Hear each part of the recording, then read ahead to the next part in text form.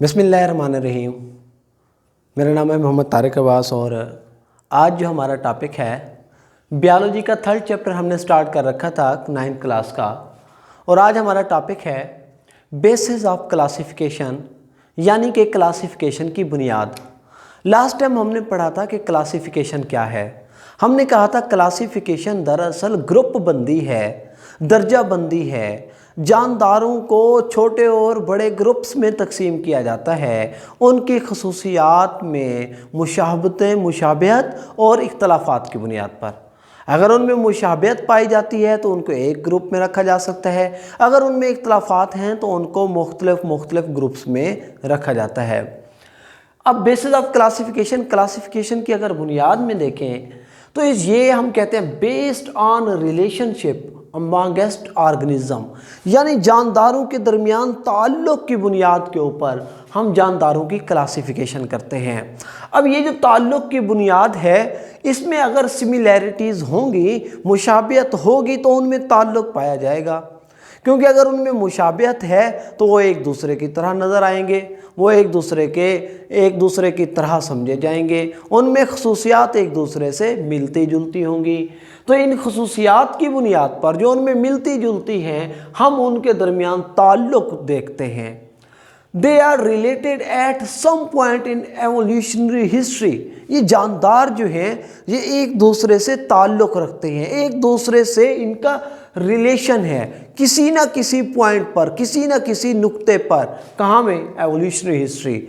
असल में evolutionary history में यूँ बताऊँ, देखिए जब से जानदार पैदा हुए हैं और वो अपनी नस्ल आगे बढ़ाते हैं, तो उनकी नस्ल बढ़ाने की वजह से तब से लेकर अब तक बेशुमार चेंजेस आई हैं।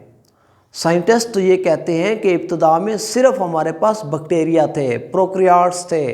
वो प्रोकैरियोट्स उन्होंने अपने अंदर तब्दीलियाँ लाईं, उनमें चेंजेस आईं, उनमें मॉडिफिकेशंस आईं, उनमें इर्तका आया और उस इर्तका के नतीजे में आज जो सारे जानदार मौजूद हैं वो उन्हीं प्रोकैरियोट्स से निकल के आए हैं, उन्हीं से मॉडिफाई होके आए हैं। लिहाजा वो कहते हैं इंसान भी किसी और जानदारों से निकल कर आए हैं, इनके अंदर भी एवोल्यूशन हुआ है। तो वो कहते हैं कि अगर हम अपनी एवोल्यूशनरी हिस्ट्री की तरफ पीछे जाएं तो किसी न किसी पॉइंट पर ये जानदार एक दूसरे, इनके आबाओ अजदाद एक हो जाते हैं, किसी न किसी पॉइंट पर इनके आबाओ अजदाद एक हो जाते हैं। अब जैसे मिसाल के तौर पर कुछ जानदार ऐसे हैं जो एक दूसरे से ज़्यादा करीबी समझे जाते हैं, कुछ ऐसे हैं जिनका एक दूसरे से ज़्यादा करीबी ताल्लुक़ नहीं है। अब इसको वो दो तरह से बयान करते हैं। देखिए ज़्यादा करीबी ताल्लुक़ को वो कहते हैं, इसका मतलब ये है कि थोड़ा सा अगर पीछे जाएं, कुछ हज़ार साल पीछे जाएं, तो इनके आबाओ अजदाद एक हो जाते हैं। जिनका एक दूसरे से अभी करीबी ताल्लुक़ नहीं है बहुत, तो उनका बहुत दूर तक ताल्लुक़ होगा। हज़ारों सालों की बजाय हमें लाखों सालों पीछे जाना पड़ेगा तो हमें उनके आबाओ अजदाद एक नज़र आएंगे। फिर हमें पता चलेगा वहाँ पर इनके आबाओ अजदाद एक थे, फिर इनमें कुछ चेंजेस आई, इनके अंदर जगह का फ़र्क पड़ गया, इलाके का फ़र्क पड़ गया, मौसम का फ़र्क पड़ गया, तो इनके अंदर चेंजेस आना शुरू हो गई और एक वक्त आया जब ये एक दूसरे से बिल्कुल ही मुख्तलिफ नज़र आने लगे। अब इसके अलावा जैसे वो कहते हैं हमारे पास स्पैरोज़ एंड पिजन्स हो गए, ठीक है। तो ये जो स्पैरोज़ एंड पिजन्स हैं, चिड़िया और कबूतर हैं, ये एक दूसरे से ज़्यादा करीबी ताल्लुक़ इनका है बनिस्बत हशरात के, इंसेक्ट्स तो इनसे मुख्तलिफ नज़र आएंगे। इसी तरह ये स्पैरोज़ और पिजन्स हम ह्यूमन से मुख्तलिफ नज़र आएंगे। इसी तरह हम ह्यूमन्स और मंकीज़ हम आपस में कुछ ज़्यादा करीबी नज़र आते हैं, हमारी स्ट्रक्चर, हमारी साख्त, हमारा डीएनए। अब इनके ऊपर ना जब जानदारों की ग्रुप और सब ग्रुप में हम इसको तकसीम करते हैं ना, तो हम कुछ क्राइटेरिया रखते हैं। वो क्राइटेरिया हमने यहाँ पर बयान किया है। Similarities can be seen in internal and external structure. एक तो शक्ल सूरत, सामने भी, अंदरूनी भी और बैरूनी भी वाज़े नज़र आनी चाहिए, उसमें सिमिलैरिटी नज़र आनी चाहिए। एक बात तो ये है। दूसरी बात यह है स्टेजेस ऑफ डेवलपमेंट। इनकी जो डेवलपमेंट की स्टेजेस होती हैं, जब एक बच्चे की नमू हो रही होती है, माँ के पेट के अंदर जब वो नशोनुमा हो रही होती है उसकी, जिसे हम डेवलपमेंट का प्रोसेस कहते हैं। बहुत से जानदारों की हमें वैसे तो स्ट्रक्चर में कुछ करीबी ताल्लुक़ नज़र आता है, लेकिन जब हम उनकी नमू देखते हैं, जब हम उनकी डेवलपमेंट का प्रोसेस देखते हैं माँ के पेट के अंदर, तो वो एक जैसा महसूस नज़र आता है, एक जैसा है, जिसकी वजह से हम ये कह सकते हैं, इसका मतलब ये है कि किसी वक्त इनके आबाओ अजदाद एक हुआ करते थे। नंबर 3 पे also similarity and difference in DNA. DNA के अंदर भी डिफरेंस और सिमिलैरिटीज़ की बुनियाद के ऊपर, अगर सिमिलैरिटीज़ हैं तो इसका मतलब है ये जानदार किसी न किसी पॉइंट पर एक आबाओ अजदाद से ताल्लुक़ रखते हैं। दूसरे नंबर पर हमारे पास एक छोटा सा टॉपिक है टेक्सोनोमिक हायरार्की। अब देखिए टेक्सोनोमिक हायरार्की क्या है। टेक्सोनोमिक हायरार्की हम कहते हैं ये दर्जा बंदी है या टेक्सोनोमी का निज़ाम मरातब है।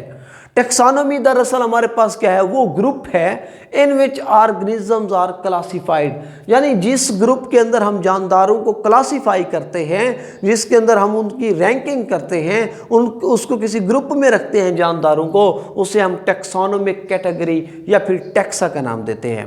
यानी ग्रुप बना देना, बड़े ग्रुप, छोटे ग्रुप, उससे छोटे ग्रुप, उससे छोटे ग्रुप, ये एक चेन बन जाती है।